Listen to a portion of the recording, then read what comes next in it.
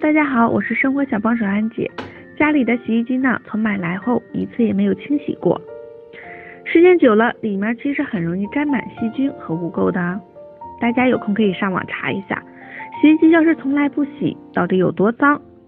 如果家里有老人和小孩，他们抵抗力弱，我们就更应该清洗洗衣机。像洗衣机自带的这种过滤网，只能协助清洁一部分的脏东西。洗衣机的内胆表面才是最难清洗的，正常我们要是擦洗是清洗不到。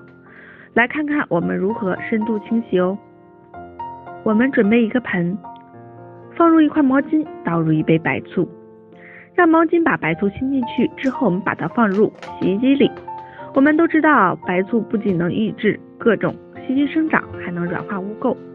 接着让洗衣机脱水甩干，目的是让白醋尽有可能的均匀甩到内胆壁上。甩完了，我们再把上面也擦一下，这样醋一点也不会浪费哦。之后呢，再把洗衣机灌满水，灌满后，我们再倒入小苏打，小苏打呢要半杯的量，